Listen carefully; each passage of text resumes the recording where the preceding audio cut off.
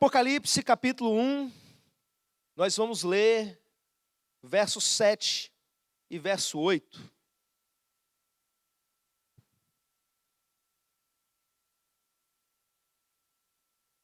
Diz assim a palavra do Senhor: Eis que vem com as nuvens e todo olho verá, até quantos o traspassaram.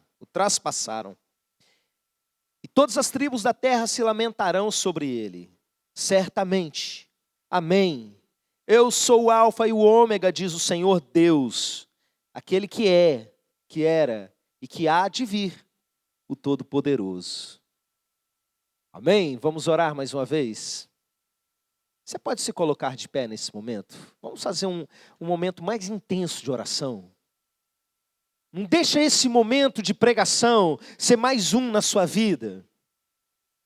Busque a palavra de Deus, busque o entendimento dele, com o desespero de uma criança recém-nascida que busca o leite da mãe. Feche os seus olhos e começa a pedir para Deus falar com você nessa noite. Que nada te distraia, que nada te atrapalhe, que você receba plenamente a palavra que Deus tem para você nessa noite.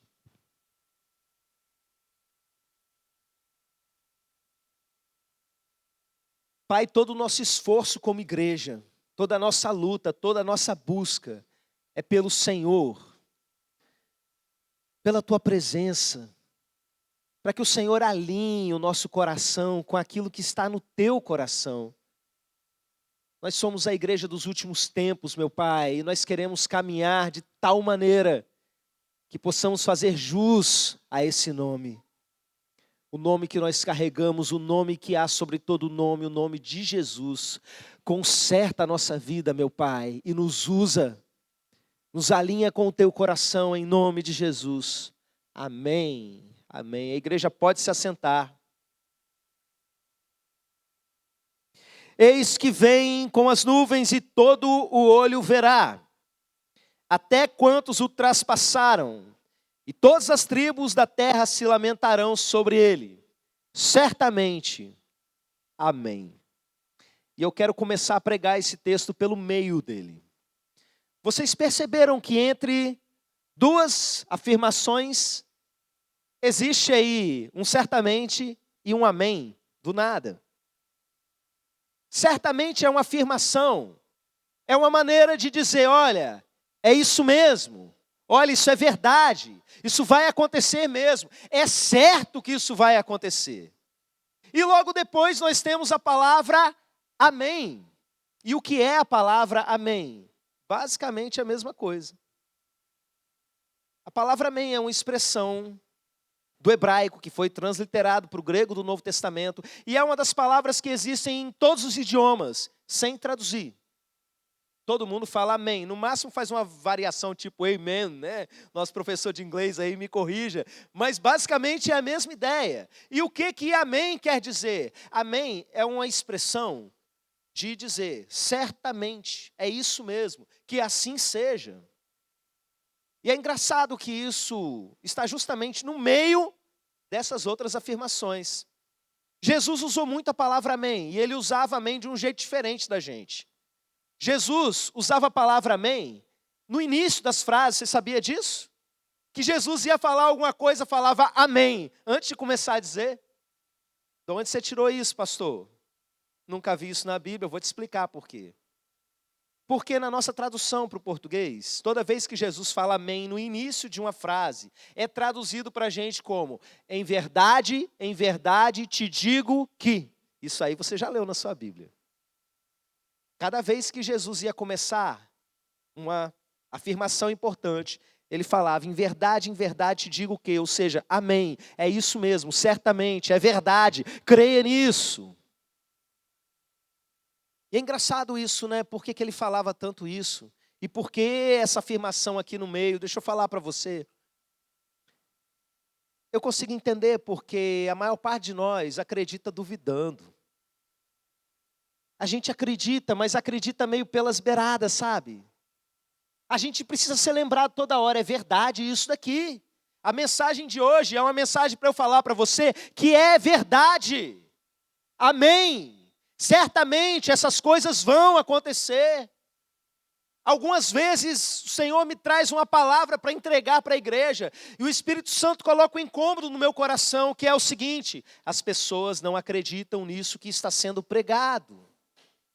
Eu vivi essa experiência várias vezes, recentemente, no ano passado, algumas mensagens muito fortes a respeito de vida eterna, de condenação eterna, de inferno, juízo. Eu pregava e sentia claramente, as pessoas não acreditam nisso. Acredita duvidando, acredita mais ou menos, porque se acreditasse não tinha a vida que tem. Me lembro certa vez ensinando sobre dízimo e oferta, e o Senhor me falou: olha, o problema deles não é falta de ensino, não é porque tem muita gente, igreja, que pega ensino da internet, não sei o quê, e fala, porque esse negócio de dízimo não é para hoje, mimimi, tal, gente que não se aprofunda ali completamente no assunto, né? Deus mostrou, não é o caso dessa igreja. O problema, naquele tempo pelo menos, era fé. As pessoas aceitam que Deus é o nosso provedor, é Ele que nos sustenta, mas não acreditam de verdade. Não acreditam de verdade. Isso é uma coisa do ser humano. Eu olho para os próprios discípulos de Jesus, quantas vezes Jesus estava ali explicando: olha, importa que o Filho do Homem seja morto. Gente, eu estou indo para lá, eles vão me pegar, eles vão me maltratar, vão me crucificar. É esse o plano mesmo, segue o curso. E depois eu vou ressuscitar. E quando isso acontece, todo mundo se apavora. Eles não acreditavam direito naquilo. Jesus aparece e eles continuam duvidando. Um tal de Tomé, que hoje virou mérito ser chamado de Tomé, nunca vi isso. Um tal de Tomé, mesmo depois o testemunho dos outros falando: Jesus ressuscitou, era verdade mesmo. Ele: eu só acredito se eu botar o dedo lá no buraquinho da mão. A ponto de Jesus ter que aparecer para ele e dar um puxão de orelha: ô Tomé, seja crente, Tomé. Bem-aventurado aqueles que não viram e creram. E o povo hoje tira onda dizendo: eu sou igual São Tomé, eu tenho que ver para quê? Que miséria, meus irmãos. Que miséria de vida é essa? Jesus estava brigando com ele. Nós somos chamados para crer. E nós precisamos crer de maneira plena, precisamos crer de maneira completa. Será que realmente você acredita nas coisas que você prega? Nas coisas que você diz acreditar? Será que a sua vida, a sua conduta é realmente de alguém que crê naquilo? Muitos servos de Deus entregaram a sua vida para a morte, porque sabiam que era verdade aquilo que eles estavam pregando. Mas você realmente crê nessas coisas? Eu quero falar para você a respeito disso. Tudo começa com a gente crendo. A gente vive coisas maravilhosas, meus irmãos. Esse Deus que a gente lê sobre Ele na Bíblia, Ele é real. Ele é real, meus irmãos, essas coisas são de verdade. A maneira como Ele agia ali nos tempos bíblicos, Ele age nos dias de hoje. E você não tem que ver primeiro para depois começar a crer. Você começa crendo e você vê maravilhas. Quem tem visto maravilhas de Deus, dá um glória a Deus aí. Irmãos, nesses últimos anos, à medida que a gente vai se aproximando do fim, eu tenho visto coisas impressionantes, meus irmãos. Eu me lembro um tempo atrás, tinha uma pastora pregando aqui na igreja e ela contando um monte de experiência. Ela virou e falou que num culto estava orando pelas pessoas e contou de um caso que ela tinha orado e a pessoa tinha crescido. A perna da pessoa tinha crescido. E aí tinha um irmão lá no meio e esse irmão virou e falou: eu quero isso também. Começou a orar e aquele irmão cresceu 3 centímetros as pernas dele. E a gente ficou olhando assim, né? Rapaz, eu sei que Deus pode, mas será que Ele fez? Acabou aquela programação, o povo foi embora. Eu era o pastor que estava hospedando o evento, tinha que ficar até o final. Fiquei ali batendo papo com a galera, o pessoal orando. E eu fiz amizade com um cidadão. Adivinha quem era esse cidadão? O cara que tinha crescido. Gente boa que só. Eu tinha ele no WhatsApp, não sei se ainda tenho. Que doideira, num culto. Ele orando, pediu para Deus, creu naquilo. E depois ele esqueceu, chegou em casa, foi cumprimentar a mulher, foi dar um beijo. e percebeu que a boca dele estava acima da boca dela. Normalmente ficava abaixo. E aí, o que aconteceu? Tirou o calçado, tirou tudo ali. Pegou a trena. Tinha crescido 3 centímetros durante um culto, meus irmãos. Aí você pensa, não, mas isso aí é o que ele estava te contando, irmãos. No ano passado eu estava lá na cabana, eu vi perna crescendo diante dos meus olhos. Eu vi gente ali que estava mancando, dias de acampamento, de repente está saltando e correndo. Nós temos visto coisas maravilhosas aqui nesse templo.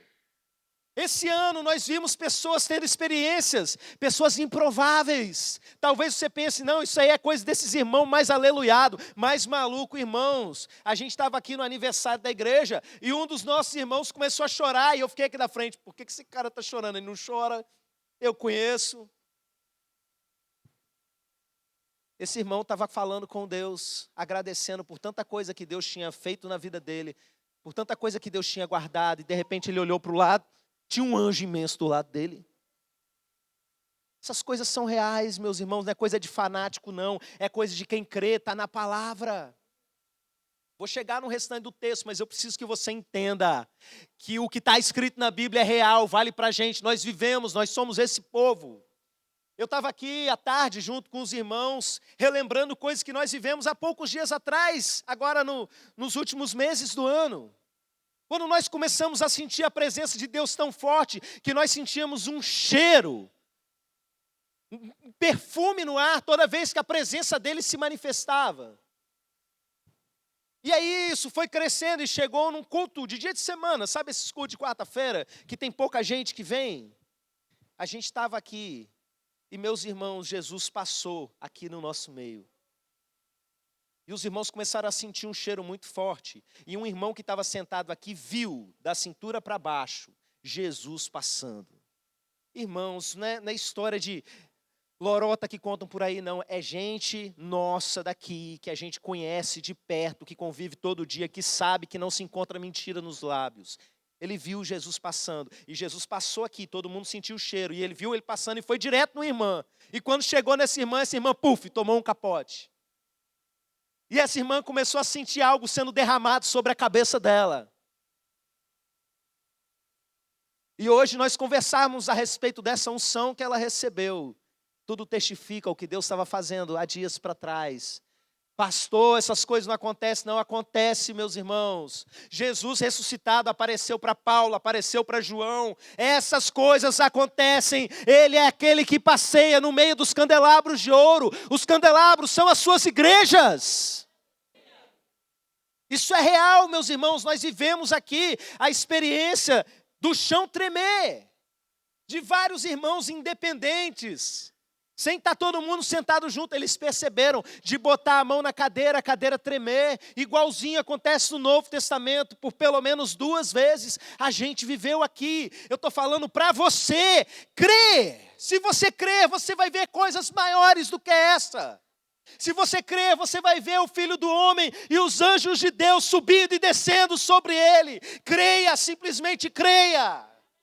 O Deus que nós servimos não é como esses outros deuses que o mundo acredita. Eles não podem fazer nada. Se nós nos relacionamos com um Deus que é exatamente esse Deus da palavra, deixa eu falar para você quem é esse Deus da palavra que nós acabamos de ler. Ele é o Alfa e o Ômega. Ele é o princípio e o fim. É aquele que começou todas as coisas. E é aquele que vai colocar um fim em todas as coisas. Começando um novo tempo. É aquele que era, que é e que há de vir. Ele está acima de todo tempo. Isso é tão louco da gente pensar. Eu sempre gosto de fazer menção a isso. Porque é um Deus que existe antes do tempo. E você não consegue nem imaginar isso, porque quando eu falo um tempo antes do tempo, a palavra antes já é um marcador temporal. Você não consegue raciocinar fora da temporalidade. A sua mente foi feita dentro da temporalidade. Deus está acima disso tudo. Ele sabe de todas as coisas. Ele é, Ele era e Ele há de vir. Creia nisso. Você realmente acredita que Ele há de vir? Eu quero falar para você sobre essa vinda dele. Eis que vem com as nuvens, todo olho o verá. Aqui nesse texto é repetido uma palavra que o próprio Jesus disse, é registrado em Mateus, em Marcos, em Lucas. Em Daniel fala a respeito também, que ele vai vir nas nuvens, vai haver um sinal no céu, e todo mundo vai ver, todo olho verá. A gente fica especulando como é que isso vai acontecer, porque a terra ela é redonda, né? Você sabe disso? Tem que falar, É um tempo complicado, a gente tem que explicar. A terra é redonda, tá, meus irmãos? O texto que fala da vinda de Jesus, um será levado, o outro será deixado. Tem gente que está trabalhando na hora, tem gente que vai estar dormindo na hora, porque estarão dois numa cama, um será levado, o outro será deixado, né? Porque a terra é redonda, tem hora que é de dia, tem hora que é de noite, entendeu? Tem lugar, né? Mas presta atenção. Já até me perdi aqui de onde que eu estava, quando eu lembrei da... Ele virá sobre as nuvens e todo olho verá. O que isso significa, meus irmãos? Alguns ficam especulando que com a mídia, com o celular, com tudo, as pessoas têm acesso à informação. Então, quando uma coisa começar a acontecer, todo mundo vai saber ao mesmo tempo. Mas eu não acho que seja isso. E eu vou falar para vocês, porque a gente chegou numa época que a gente questiona tudo que a gente recebe por mensagem.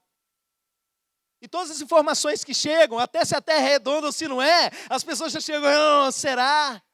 Aqui vai chegar um momento em que não tem o que discutir. E quando Jesus diz como um relâmpago que sai do Oriente e se mostra no Ocidente, é alguma manifestação em que o planeta inteiro vai saber que isso está acontecendo, que chegou o grande dia da vinda do Senhor. E todo mundo vai ver. Até aqueles que o traspassaram. Palavra difícil, né? Até embolei aqui na hora de ler. Até os mortos vão ver, meus irmãos. Todo olho verá, vai chegar um momento que não tem mais o que se discutir. E quando esse momento começar e os anjos de Deus vierem para buscar aqueles que são os do Senhor, Jesus fala a respeito disso. Na versão de Lucas, para essa palavra de Jesus, ele registra que Jesus disse o seguinte, que quando vocês virem isso acontecendo, exultem e fiquem com a cabeça erguida, porque está próxima a sua redenção. A vinda de Jesus para a gente, povo de Deus, é motivo de festa. Você crê? Você crê nisso? Quando vier nas nuvens e todo olho verá, nós que somos povo de Deus, devemos fazer festa e levantar a nossa cabeça, porque finalmente chegou o momento. Nós que fomos muitas vezes maltratados aí, os séculos e séculos, se considerar o povo de Deus de uma maneira geral, os servos dele, milhares e milhares de anos. O Senhor enxugará dos nossos olhos toda lágrima. É um tempo de festa, meus irmãos, é um tempo de alegria para o povo dele. A gente precisa ensinar isso para a igreja, porque por muito tempo as pessoas pregam para a igreja como se todo mundo fosse perdido. E as crianças vão crescendo achando que a volta de Jesus é uma coisa para elas viverem com medo. E quantos de vocês, a geração de vocês, cresceram justamente com esse bloqueio, né? Abrindo a janela de noite para ver se as estrelas estão caindo, morrendo de medo. O pastor André pregou aqui no Natal, né? Quem aí não casou ainda, duvido que quer que Jesus volta logo. Espera casar primeiro, né? Mas, irmãos, o povo de Deus precisa aprender a amar a vinda do Senhor. Ame a vinda do Senhor. Ame, celebre a vinda do Senhor. Entretanto, o texto continua e diz o seguinte: e as tribos lamentarão sobre ele. E esse é um ponto importante da nossa mensagem, e eu preciso que você creia nisso. Pessoas do mundo inteiro vão se lamentar nesse momento. Porque sabe o que vai acontecer? Quando Jesus fala a respeito desse momento lá nos evangelhos, ele fala que nesse momento os anjos vão vir e vão começar uma colheita. Os anjos vão vir e vão separar os justos dos maus. E é nesse momento que vai haver muita separação, que pessoas Vão estar os dois dormindo na mesma cama, um vai, outro fica. Ou um fica, outro vai, sei lá. Jesus contou uma parábola lá em Mateus 13, que compara esse momento a um arrastão de pesca. Você já viu uma pescaria? A gente é aqui uma igreja de beira de praia, não é? Mas aqui, a gente não vê aqui na orla muito essa pesca de arrasto. Mas eu já vi em alguns lugares no sul do estado, eles colocam, espalham aquele tanto de rede e de repente eles vão puxando. Jesus usou essa ilustração. Quando chega na praia, ali no meio tem peixe que serve e peixe que não serve. Peixes bons e peixes ruins. E aí eles vão pegando os peixes bons e colocando na cesta e os peixes ruins vão jogando fora. E Jesus disse: assim será, essa parábola é sobre o reino de Deus, assim será na consumação do século. Século, não nesse sentido de 100 anos que nós falamos, mas uma palavra que diz respeito à era, ao tempo, não é? A consumação desse período. Os anjos de Deus vão fazer isso. Os anjos de Deus vão separar pessoas umas das outras, e umas vão para a presença de Deus. E outras vão fazer, sabe o quê? Se lamentarão. Eu sei, meus irmãos, que a gente vive numa época em que o ateísmo vai crescendo. O deboche com as coisas de Deus vai crescendo. A falta de respeito com as coisas de Deus vai só crescendo, vai só aumentando. Mas, meus irmãos, nesse grande dia, enquanto um povo estará ali de cabeça erguida, pronta para se encontrar com Jesus nas nuvens, um povo vai ficar assim: vixe, era verdade, e não dá mais tempo. Não tem mais jeito. Fico pensando, certas pessoas que eu conheço que vão olhar assim, vão soltar um palavrão ainda. Porque não creem. Porque não creem. Você crê nisso? Você realmente vive como alguém que crê nessas coisas? Irmãos, eu convivo muito com crente. De uns anos para cá, eu deixei o meu trabalho como professor, eu não estava mais dando conta das duas atividades, estava ficando doente direto. E vim ser pastor de tempo integral. A minha vida é conviver com crente. E quando eu tenho um contato com não crente, geralmente é para convertê-los. E a minha vida inteira, de certa forma, foi assim, porque eu nasci no campo missionário. Os meus pais estavam evangelizando lá no interior do Nordeste. E foi lá, meus irmãos, que eu nasci, eu cresci no ambiente de igreja. E eu sei do que eu estou falando. Eu sei do que eu estou falando. Muitas pessoas dentro das igrejas serão separadas nesse momento. Peixe bom vai ser levado, peixe ruim vai ficar. Peixe ruim vai ser separado de peixe bom.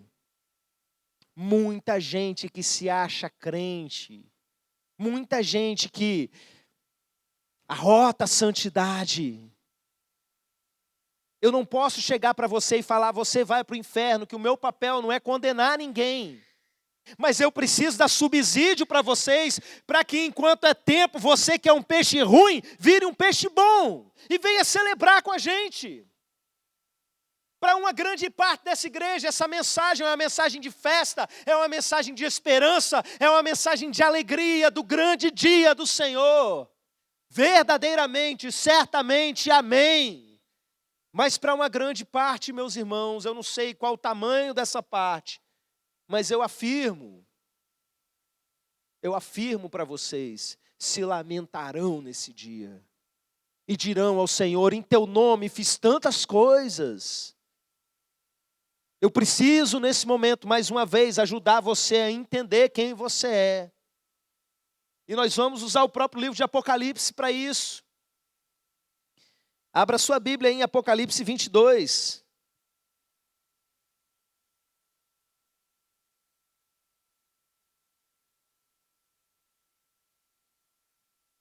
Apocalipse 22, a partir do 14. Temos dois tipos de pessoas, meus irmãos, aqueles que festejarão a vinda do Senhor e aqueles que se lamentarão sobre Ele. Os que festejam são aqueles que foram lavados pelo Senhor, que foram transformados na sua conduta pelo Senhor. Os que se lamentam, meus irmãos, não tem a ver com a igreja que eles frequentam, não tem a ver com as coisas que eles ficam falando que fazem. Tem a ver com eles foram transformados pelo Senhor ou não, eles nasceram de novo ou não. É simples. Porque quem nasceu de novo, a vida é diferente. Hoje pela manhã a gente estava aqui num momento muito especial das rodas de leitura da Bíblia. E a minha roda de leitura terminou de estudar a primeira carta de João. E a carta de João, ela trata basicamente desse assunto. Quem realmente é salvo e quem não é, porque no meio da igreja tinha um monte de gente que não era. E tinha gente que tinha saído, e ele fala, saíram de nós porque não eram dos nossos. E João fala ali uma frase que eu falo em quase toda a pregação evangelística, que há uma diferença entre você cair no pecado e você viver no pecado. Porque pecar, todos nós pecamos. O povo que vai levantar a cabeça no dia do juízo, os peixes bons, eles pecam também. E o próprio João escreve lá na sua carta, nessa mesma carta, filhinhos, essas coisas vos escrevo para que não pequeis. Mas se vocês pecarem, nós temos um advogado, Jesus Cristo justo. E hoje nós lemos um texto em que João fala assim, essas coisas vos escrevo para que saibais que tendes a vida eterna. Jesus quer que a gente tenha certeza da nossa salvação. O objetivo não é a gente viver ali numa incerteza maluca, de eu só vou saber no dia do juízo, será que eu vou, será que eu não vou? Não, não é esse o objetivo. O objetivo é que você ame a volta de Jesus, mas você precisa saber quem você é. Você foi transformado por Jesus. Não estou falando você foi batizado numa igreja evangélica. Eu estou perguntando, você foi transformado por Jesus? Apocalipse 22, 14 diz assim, bem-aventurados aqueles que lavam as suas vestiduras no sangue do Cordeiro, para que lhes assista o direito à árvore da vida, e entrem na cidade pelas portas. Como é que a gente canta? Na nova Jerusalém, tua noiva vai entrar. Nós vamos entrar na cidade pelas portas. Mas presta atenção quem não vai entrar agora. Fora ficam os cães, os feiticeiros, os impuros, os assassinos, os idólatras e todo aquele que ama e pratica a mentira. Simples e claro. Tem só uma coisinha aqui que não é muito simples, que é uma questão cultural, quando fala assim, ficarão de fora os cães. E talvez algumas crianças perguntem, por que logo os cães, por que não os gatos? Né? Mas os cães, meus irmãos, eram considerados nessa cultura um animal impuro. E traduzindo para a nossa cultura, como é que eu poderia dizer esse versículo? Ficarão de fora aqueles que fazem cachorrada. Você sabe que um cachorro, ele segue os seus instintos, ele não tem a noção moral que um ser humano tem. Ele faz aquilo que dá vontade. Quem já criou aí, muitos cães sabem que cruzam entre si sem nenhum tipo de restrição, nem nada. Para a cultura hebraica, eles eram considerados impuros. Então ficarão de fora esses seres humanos que são como cães impuros. E o texto continua dizendo, olha só características de pessoas que Jesus não transformou. Os feiticeiros. Uma pessoa que foi transformada por Jesus, que nasceu de novo, não faz isso aqui. O que é isso? Quando eu clico aqui na palavra, eu não sei grego não, tá, meus irmãos? Mas a minha Bíblia aqui é tecnológica, ela tem uns recursos. E a palavra no grego é fármacos, que deu origem à palavra farmácia. Piorou, pastor. É feitiçaria mesmo. Estava muito associado naquele tempo com entorpecentes, com produtos que você usava para se entorpecer, parecido com a cultura dos noias de hoje, dos dependentes químicos que ficam o tempo todo usando coisas nesse sentido, mas era muito mais atrelado a quem fazia invocações, mexia com feitiçaria e manipulava certas substâncias e coisas desse tipo. Essa palavra não diz respeito simplesmente a quem faz uso de narcóticos, meus irmãos, mas é a palavra nessa cultura para designar todo e qualquer tipo de envolvimento com questões espirituais que a Bíblia condena. Pessoas que invocam espíritos, invocam entidades e fazem pactos e conversam. E coisas dessa natureza, meus irmãos. Isso não é politicamente correto o que eu vou dizer. E toda vez que eu prego a respeito disso, pessoas se ferem profundamente porque mexe com a sua religiosidade. Mas sim, pessoas que invocam espíritos, que ficam se relacionando com coisas desse mundo espiritual que não é de Deus. Está dizendo aqui na Bíblia, não vão entrar não. Não está no grupo que vai entrar na cidade pelas portas. O texto continua dizendo que ficarão de fora os feiticeiros. E ficarão de fora os impuros. O que é impuro, pastor? É quem não toma banho? Não, mas toma banho, tá, meu irmão? Porque isso aí é um outro pecado. A palavra aqui no grego, que é traduzido para a gente como impuros, é pornos, que deu origem à palavra no português, pornografia. Matou a charada? Eu quero dizer para você, impuro, nessa noite, que você não vai entrar no céu, ao menos que você nasça de novo. Não existe esse negócio de uma pessoa que nasceu de novo e continua entregue à imoralidade sexual. A palavra pornos dizia respeito a todo tipo de prática sexual que era considerada ilícita, e é até hoje pela palavra de Deus. Por exemplo, sexo entre solteiros. Aí as pessoas ficam tirando por menos. Não, pastor, mas não é bem assim. É porque tem os nossos instintos, e porque a carne é fraca, e porque a gente não consegue aguentar. É mentira do Satanás para fazer você ir para o inferno. A Bíblia diz para você que você não é tentado acima daquilo que você pode suportar. Você cai em pecado porque você quer, você abre o seu celular e vê pornografia porque você é um safado mesmo.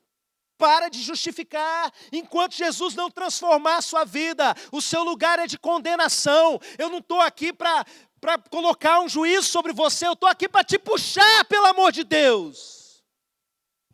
Adúltero, você está indo para o inferno, adúltero não entra no céu. Você que viaja e fica traindo a sua mulher, cantando mulher por aí, cobiçando mulher pelo celular, isso já é adultério, você não entra no céu. Isso é sério demais, gente. Você não crê nisso, por isso que não muda de vida. É por isso que não muda de vida. Você simplesmente tem uma religião, um lugar que você frequenta, quando frequenta. Mas não há temor de Deus no seu coração. O Espírito Santo não entrou em você e fez de você uma nova criatura. Você é peixe podre. Espiritualmente falando ainda é peixe podre. Está em tempo, se você crê nisso, pelo amor de Deus. Ficarão de fora os pornos, os impuros. Ficarão de fora os assassinos. Você que alimenta ódio no seu coração, espiritualmente você já está matando. Jesus veio ressignificar essas coisas para a gente. O pecado não é simplesmente aquilo que é consumado, mas aquilo que já está sendo ali fantasiado, planejado. Você carrega ódio no seu coração. A Bíblia diz a seu respeito que aquele que odeia não conhece a Deus. Se você não perdoa, você não é perdoado, não tem para onde correr. Assassino, se arrependa enquanto há tempo. Você acredita que esse livro é verdade? Se arrependa, pelo amor de Deus, antes que seja tarde, antes que você se lamente nesse dia. Os idólatras. Aí o pessoal evangélico adora apontar o dedo para as outras religiões, não é? E apontar a idolatria que de fato existe. Porque toda vez que alguém começa a orar para algo, para alguém que não é Deus, já está numa situação de idolatria. Toda vez que ao invés de orar para Deus, você escolhe algum ser humano, o meu avô que morreu, um homem de Deus do passado, uma mulher de Deus do passado, você já está biblicamente em idolatria. Toda vez que você faz promessa, acende vela, qualquer coisa desse tipo, para alguém que não seja Deus, você já está em idolatria, mas eu quero dizer que é idolatria no meio do povo de Deus. Existem pessoas colocando os seus desejos, a sua carne, acima do próprio Deus. Quem manda em muitos cristãos é o seu próprio ego, é a sua própria carne, é a sua própria vontade. O seu Deus é o seu ventre. É isso que a Bíblia fala a respeito. O seu Deus é o seu próprio ventre. Você faz o que dá na telha. Você faz o que te dá vontade de fazer e não aquilo que Jesus manda você fazer. Você sabe por quê? Porque Ele não é Senhor da sua vida. Por que me chama Senhor, Senhor, se não faz o que eu te mando? Você sabe por quê? Porque o seu Senhor não é Jesus. O seu Senhor é o seu umbigo, é o seu ventre. Teimoso, rebelde, desobediente. O seu mal é idolatria. É interessante quando Paulo vai abordar o assunto de perversões sexuais, lá na carta de Romanos. Ele vai associar isso justamente à idolatria. Pessoas que trocaram o Criador pela criatura e idolatram a criatura. Vocês não vão para o céu não, gente. Não vão não. Peixe ruim. Um dia a rede vai ser puxada e a gente tristemente vai ver quem é quem. Surpresas terríveis irão acontecer.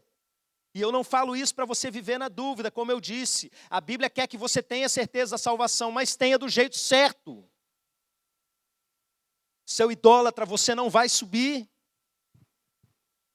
O texto continua e piora. Todo aquele que ama e pratica a mentira. Presta atenção. Disse isso muitas vezes, já disse nessa mensagem, vou continuar dizendo. Existe uma diferença entre quem cai no erro e quem vive no erro. E tem gente vivendo no erro e sustentando mentira dia após dia e não sabe viver um dia sem contar uma mentira. Eu preciso te dizer que Jesus não reina sobre a sua vida. Você tem por pai o diabo, ele que é mentiroso desde o princípio. Homicida desde o princípio, e quando ele fala mentira, fala do que lhe é próprio. Você usa o idioma do inferno para se comunicar. Peixe podre, mentindo para sua mulher, mentindo para o seu marido, escondendo coisas, omitindo coisas, torcendo daqui, torcendo dali para se dar bem. O seu trabalho é um trabalho mentiroso, que para você conseguir vender alguma coisa tem que maquiar a situação. Você não é crente, não. Em certo sentido, até o diabo é. Mas, conforme nós estamos lendo aqui, verdadeiramente, amém, você não acredita nessas coisas. É por isso que você anda com essa vida porca do jeito que vive. É por isso que você está caminhando para o inferno. Você não crê nisso. Eu quero te convidar nesse momento, com amor, com misericórdia, a mudar de vida, a mudar de lado. A ser aquele povo, não que vai se lamentar naquele dia, meu Deus, era verdade. Bem que o pastor Clérison falou, coisas desse tipo.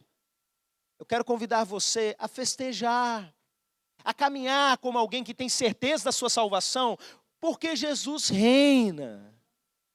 Porque o Espírito Santo está ali, vivo, ativo, mandando em você todos os dias. E quando você cai, você se levanta e continua. Eu não quero aqui colocar um peso sobre você a respeito dos pecados que você comete ou qualquer coisa desse tipo. Se você já tem o Espírito Santo em você para ir conduzindo, esses momentos são leves. Ontem mesmo a gente teve um culto desse, que eu virei, agora pergunta para Deus aonde você tem que melhorar. E a gente ora e Deus vai lá e mostra. O que eu estou falando é de coisa muito mais séria, meus irmãos.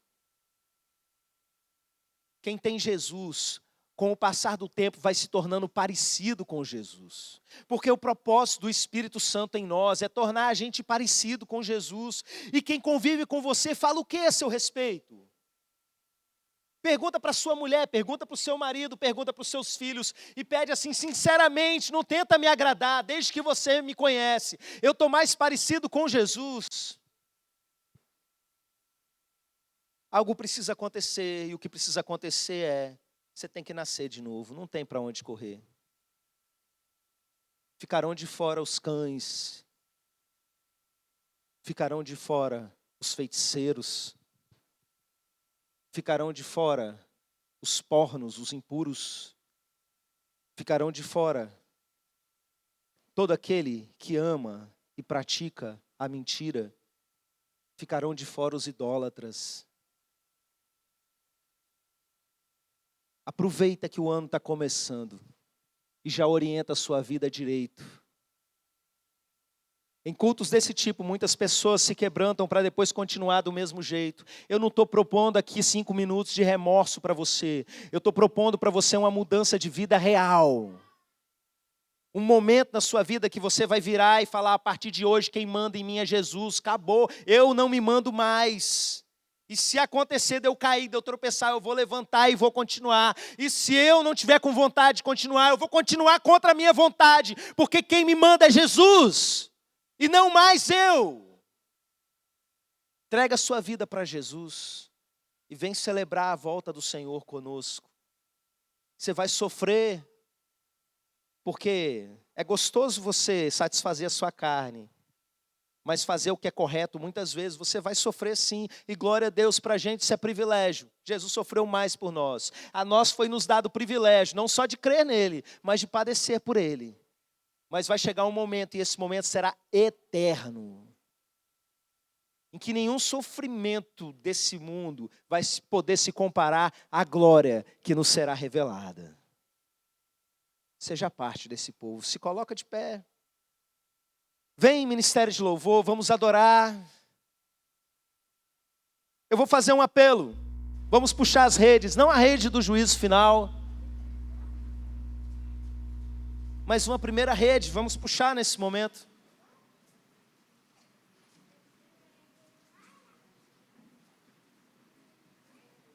Eu quero orar nessa noite por quem quer se arrepender. Quem quer acertar sua vida com Deus hoje. O tempo está próximo. Você realmente crê nisso? Você crê de verdade que Jesus está voltando? Que nós estamos vivendo um tempo mais próximo do fim? Eu quero desafiar você. Não se importa com a opinião de quem veio com você, de quem vai julgar você nesse momento, nem nada. Acerta a sua vida hoje. Acerta a sua vida hoje. Essa igreja aqui não vai julgar nem apontar o dedo, vai ficar feliz, vai celebrar. E os anjos no céu vão celebrar ainda mais, porque a festa no céu quando isso verdadeiramente acontece. Então, muda de vida hoje, acerta o seu caminho com Deus enquanto há tempo. Se consagra a Ele, deixe que Ele reine sobre a sua vida. Esse apelo vai ser um puxar de redes, mas eu vou te falar uma coisa. Essa puxada de rede, os anjos não vão trazer você. Os demônios podem tentar te segurar, mas eles não podem te impedir de vir. Demônios podem soprar no seu ouvido, como eu já vi acontecer várias vezes, de pessoas testemunharem para mim em momentos que eu estava fazendo o apelo. Mas eles não podem te impedir de sair do seu lugar e vir. Num certo momento eu estava pregando, e uma menina saiu correndo e foi para fora. Eu falei para a Jennifer: vai atrás. Ela chegou lá, a menina chorava desesperadamente. Por que você está chorando? Uma voz ficava falando no meu ouvido: não vai, não vai, não vai, porque você vai sofrer. A Jennifer repreendeu o demônio, chamou a menina para dentro, a menina entregou a vida dela para Jesus. Essa batalha acontece, mas não se engane. Eles não vão te impedir, porque a decisão é sua. Essa é uma liberdade que Deus deu a você. Entrega a sua vida ao Senhor. Vamos orar. Antes de eu falar, saia do seu lugar e venha aqui na frente. A igreja vai orar e vai pedir quebrantamento ao Senhor. Feche os seus olhos e comece a clamar. Comece a clamar por conversão nesse momento. Se alguém vir seu irmão em pecado, a Bíblia diz, a gente deve orar por eles, e o Senhor dará vida a esse irmão. Vamos orar nesse momento.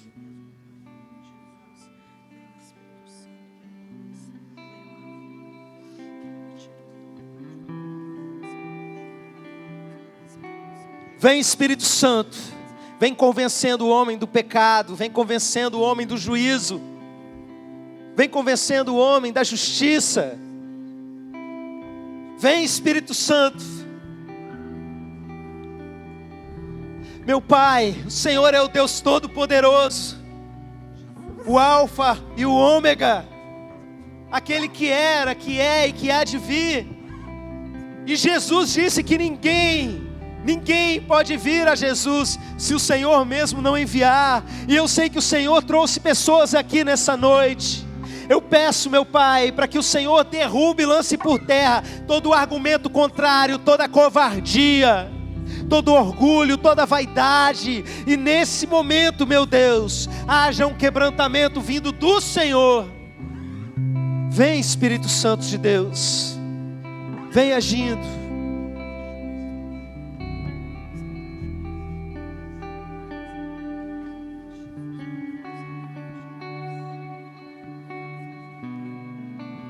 Pai, que esse seja uma noite de festa no céu. Que seja a noite que pessoas vão entregar a sua vida para Jesus. Pai, se alguém não entendeu alguma coisa, eu peço que o Teu Espírito Santo conserte nesse momento, faça elas entenderem. Que não haja desculpa, meu Pai, que essa noite seja noite de salvação. Salva pessoas, meu Pai.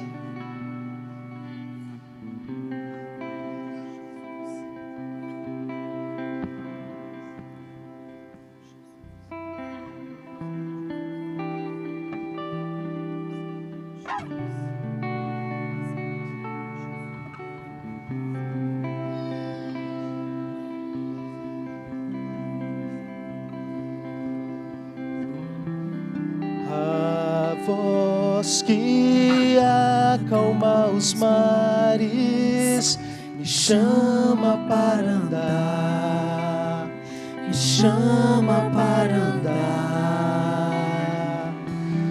Me deu um novo nome, um coração capaz de amar, um coração capaz de amar.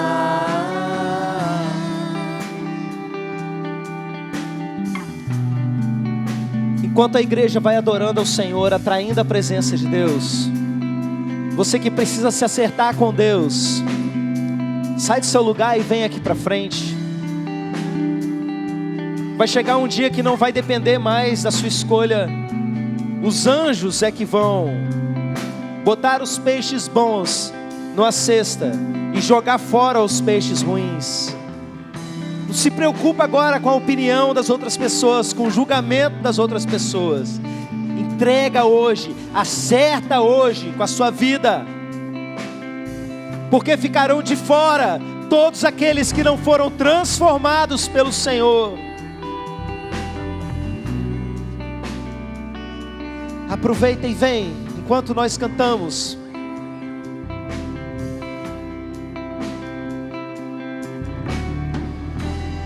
A voz que acalma os mares, me chama para andar, me chama para andar. Me deu um novo nome, um coração capaz de amar, um coração capaz de amar. A voz que acalma os mares, me chama para andar, me chama para andar. Me deu um novo nome, um coração capaz de amar, um coração capaz de amar.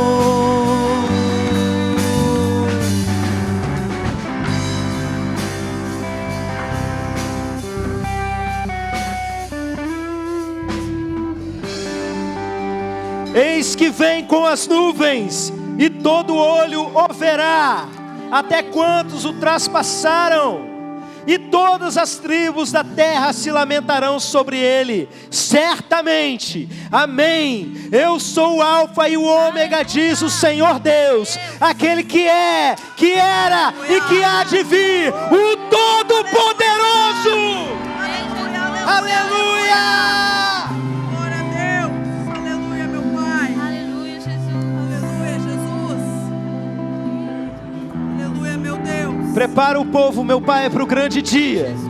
Prepara esse povo para o grande dia. A gente vai celebrar, a gente vai fazer festa nas bodas do Cordeiro. Aleluia, meu Deus. Aleluia. Iremos ao encontro dele nas nuvens. Um anjo virá nos buscar e nós vamos fazer festa. Vamos apresentar o nosso culto diante do trono do Rei dos Reis. Aleluia! Exaltado seja o teu nome, meu Deus. Glorificado seja o teu nome. Aleluia! Seja exaltado, meu Pai. Aleluia, meu Deus. Toda honra seja dada a Ti, meu Deus. Aleluia. Aleluia.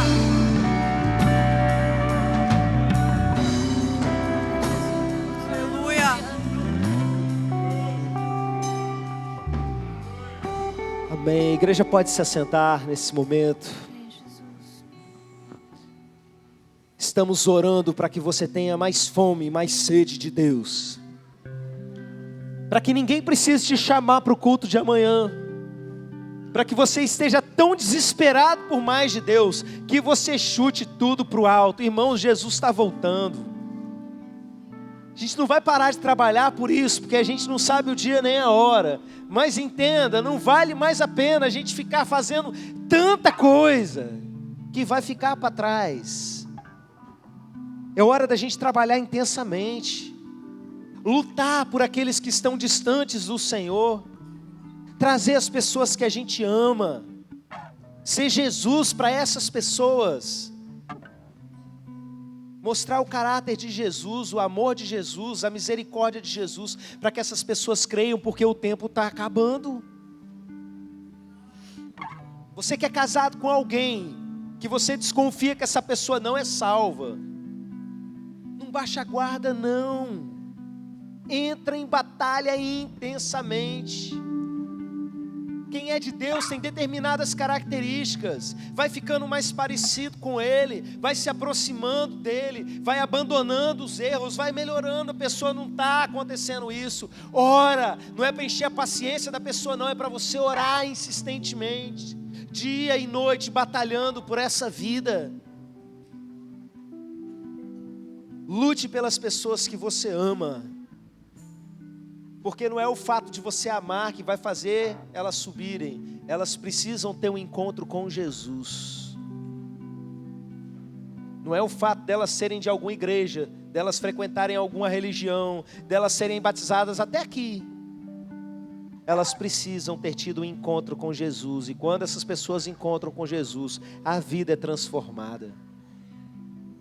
Amém, meus irmãos? Aleluia. Não sei se a gente vai ter semana de primícias no ano que vem, não. Quem sabe a gente já vai estar lá com Ele, né? Não sei. Eu amo a volta do Senhor. Mal vejo a hora. Amém. Vamos orar, encerrando o nosso culto.